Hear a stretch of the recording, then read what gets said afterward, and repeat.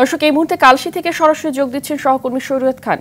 শরীয়ত, কালশীতে এখন কি অবস্থা দিনভর বিক্ষোভ কর্মসূচির পরে, এবং সাধারণ যাত্রীরা এই জন্য কি ধরনের দুর্ভোগে ভুগছেন জানাবেন। ফাহমিদা, কালশীতে দুপুরের পর থেকে যে এখানে সংঘর্ষ শুরু হয়েছে, সেই সংঘর্ষ কিন্তু কিছুক্ষণ আগেও চলছিল।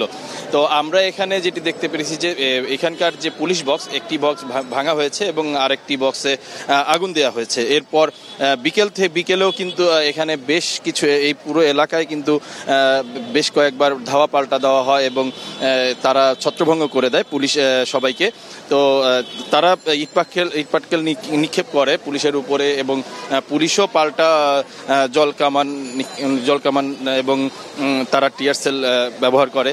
তো এছাড়া আমরা এখানে দেখতে পাচ্ছি যে এখানে কিন্তু এখন প্রস্তুত রয়েছে। এছাড়া পুলিশ কিছুক্ষণ আগেও এখানে তাদেরকে আরেকটি রাস্তায় গিয়েছে, তারা হলো পুরো এলাকা তারা কিন্তু এখন টহল দিচ্ছেন। তো আমরা এই মোড়ে যেটা দেখতে পেরেছি যে বেশ কয়েকবার তারা একসাথে হয়ে ইটপাটকেল সংঘর্ষে জড়াচ্ছেন।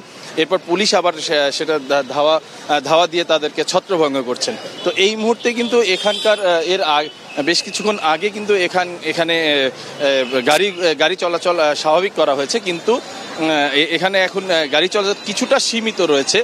কারণ এই এলাকায় যে কিছুক্ষণ পরপর সংঘর্ষ হচ্ছে, সেই সংঘর্ষের কারণে এখানে গাড়ি চলাচল কিছুটা সীমিত করা হয়েছে, তবে এই মুহূর্তে স্বাভাবিক রয়েছে। তো আপনি দেখতে পাচ্ছেন যে আমরা যেই পুলিশ বক্সটি আগুন দেওয়া হচ্ছে, আমরা এই মুহূর্তে সেই পুলিশ বক্সের সামনে। তো এই বিকেলের দিকে এই পুলিশ বক্সে যারা আন্দোলনকারী তারা হঠাৎ করে এখানে আগুন জ্বালিয়ে দেয় এবং পাশেই যে আর একটু বড় একটি পুলিশ বক্স রয়েছে সেটিও ভাঙচুর করে।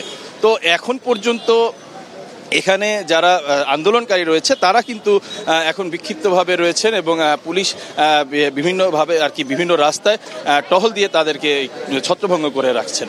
ফাহমিদা, ধন্যবাদ আপনাকে।